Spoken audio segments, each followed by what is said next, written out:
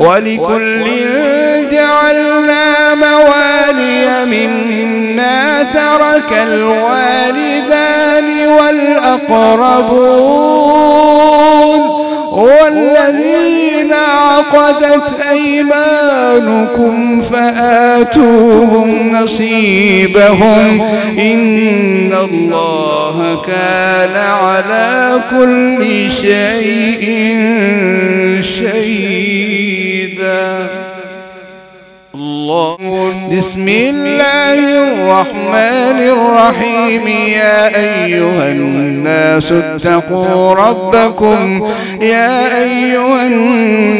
اتقوا ربكم الذي خلقكم من نفس واحدة وخلق منها زوجها وبث منهما رجالا كثيرا ونساء واتقوا الله الذي تساءلون به والأرحام إن الله كان عليكم رقيبا. وآتوا اليتامى أموالهم ولا تتبدلوا الخبيث بالطيب ولا تأكلوا أموالهم إلى أموالكم إنه كان حوبا كبيرا. وإن خفتم ألا تقسطوا في اليتامى فانكحوا ما طاب لكم من النساء مثنى وثلاث ورباع. فإن خفتم ألا تعدلوا فواحدة أو ما ملكت أيمانكم ذلك أدنى ألا تعولوا. وآتوا النساء صدقاتهن نحلة فإن طبن لكم عن شيء منه نفسا فكلوه هنيئا مريئا. ولا تؤتوا السفهاء أموالكم التي جعل الله لكم قياما وارزقوهم فيها واكسوهم وقولوا لهم قولا معروفا. وابتلوا اليتامى حتى إذا بلغوا النكاح فإن آنستم منهم رشدا فادفعوا إليهم أموالهم ولا تأكلوها إسرافا وبدارا أن يكبروا. ومن كان غنيا فليستعفف ومن كان فقيرا فليأكل بالمعروف. فإذا دفعتم إليهم أموالهم فأشهدوا عليهم وكفى بالله حسيبا. للرجال نصيب مما ترك الوالدان والأقربون وللنساء نصيب مما ترك الوالدان والأقربون مما قل منه أو كثر نصيبا مفروضا. وإذا حضر القسمة أولو القربى واليتامى والمساكين فارزقوهم منه وقولوا لهم قولا معروفا. وليخشى الذين لو تركوا من خلفهم ذرية ضعافا خافوا عليهم فليتقوا الله فليتقوا الله وليقولوا قولا سديدا. إن الذين يأكلون أموال اليتامى ظلما إنما يأكلون في بطونهم نارا وسيصلون سعيرا.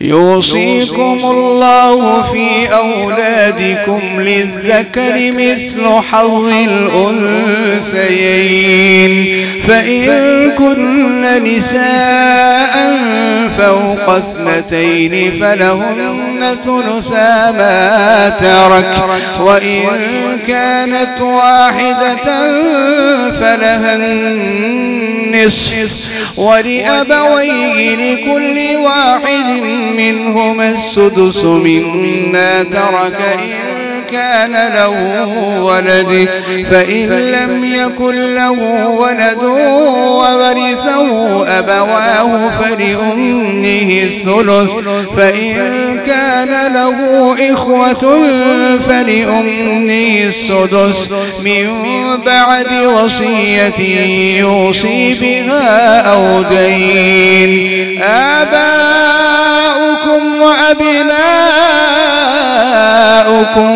لا تدرون أيهم أقرب لكم نفعا، فريضة من الله، إن الله كان عليما حكيما. ولكم نصف ما ترك أزواجكم إن لم يكن لهن ولد، فإن كان لهن ولد فلكم الربع مما تركن من بعد وصية يوصين بها أو دين، ولهن الربع مما تركتم إن لم يكن لكم ولد،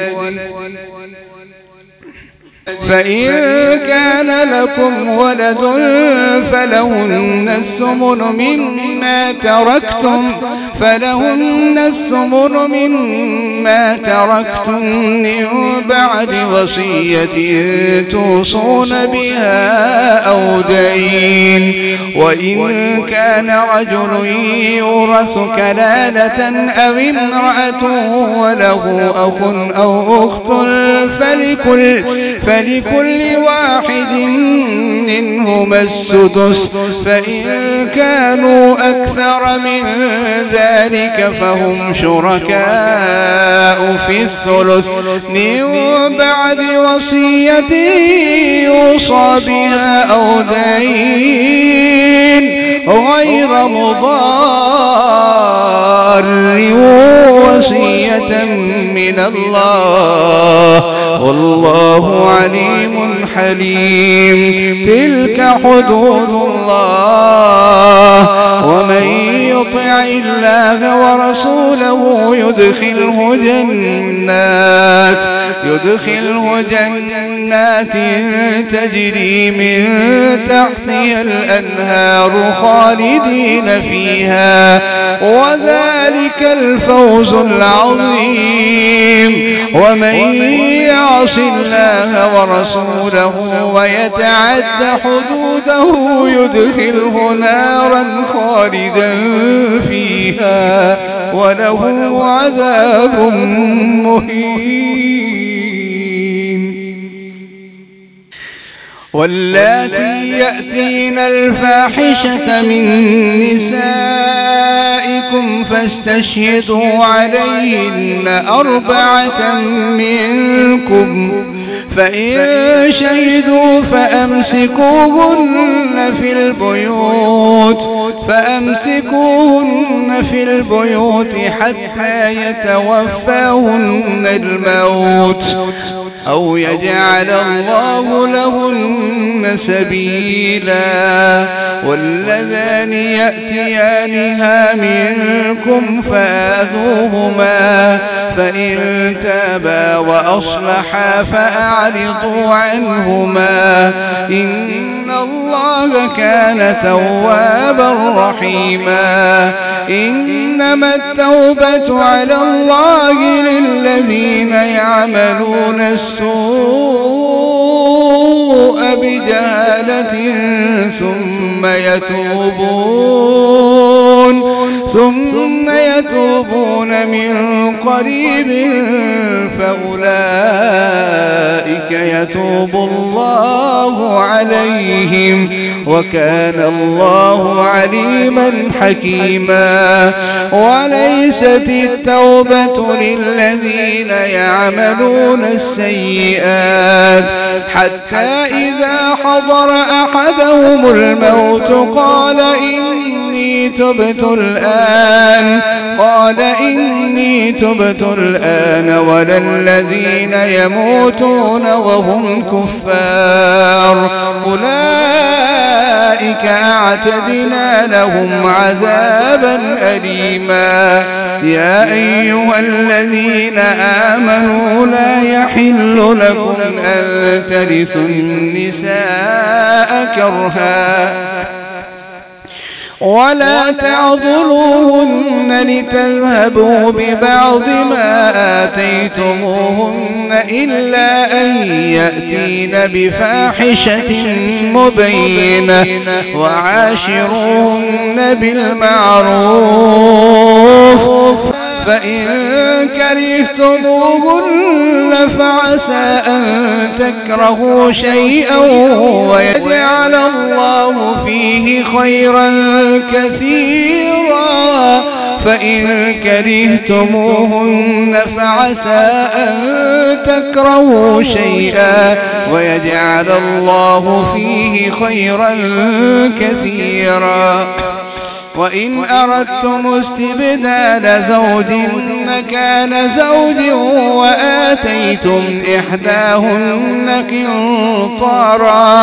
وآتيتم إحداهن قنطارا فلا تأخذوا منه شيئا أتأخذونه بهتانا وإثما مبينا. وكيف تأخذونه وقد أفضى بعضكم إلى بعض وأخذن منكم ميثاقا غليظا. ولا تنكحوا ما نكح آباؤكم من النساء إلا ما قد سلف إنه كان فاحشة ومقتا وساء سبيلا. حرمت عليكم أمهاتكم وبناتكم وأخواتكم وعماتكم وخالاتكم وبنات الأخ وبنات الأخت وأمهاتكم اللاتي أرضعنكم وأخواتكم من الرضاعة وأمهات نسائكم وربائبكم اللاتي في حجوركم من نسائكم اللاتي دخلتم بهن فإن لم تكونوا دخلتم بهن فلا جناح عليكم وحلائل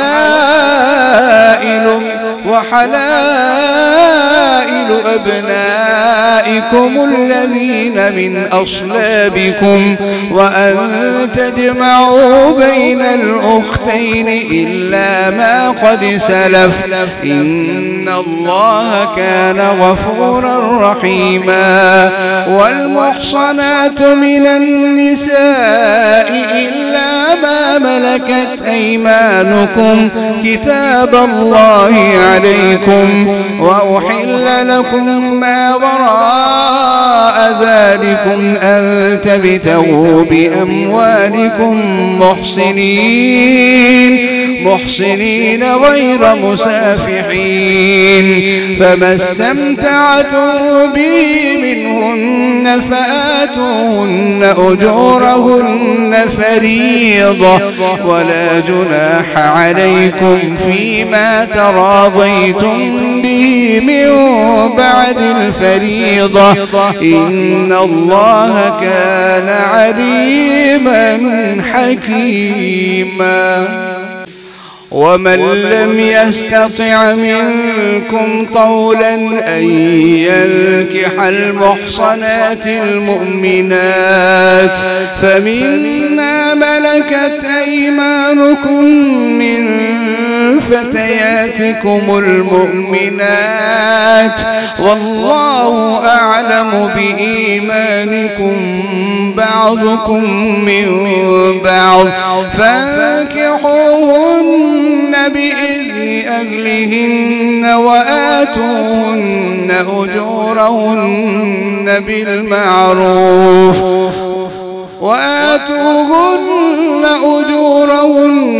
بالمعروف محصنات غير مسافحات ولا متخذات أخدان، فإذا أحصن فإن أتين بفاحشة فعليهن نصف ما على المحصنات من العذاب، ذلك لمن خشي العنة منكم، وأن تصبروا خير لكم، والله غفور رحيم. يريد الله ليبين لكم ويهديكم سنن الذين من قبلكم ويتوب عليكم، والله عليم حكيم. والله يريد أن يتوب عليكم ويريد الذين يتبعون الشهوات أن تميلوا ميلا عظيما. يريد الله أن يخفف عنكم وخلق الإنسان ضعيفا. يا أيها الذين آمنوا لا تأكلوا أموالكم بينكم بالباطل إلا أن تكون تجارة عن تراض منكم، ولا تقتلوا أنفسكم إن الله كان بكم رحيما. ومن يفعل ذلك عدوانا وظلما فسوف نصليه نارا، وكان ذلك على الله يسيرا. إن تجتنبوا كبائر ما تنهون عنه نكفر عنكم سيئاتكم وندخلكم مدخلا كريما. ولا تتمنوا ما فضل الله به بعضكم على بعض، للرجال نصيب مما اكتسبوا وللنساء نصيب مما اكتسبن، واسألوا الله من فضله إن الله كان بكل شيء عليما. ولكل جعلنا موالي مما ترك الوالدان والأقربون والذين عقدت أيمانكم فآتوهم نصيبهم إن الله كان على كل شيء شهيدا. الله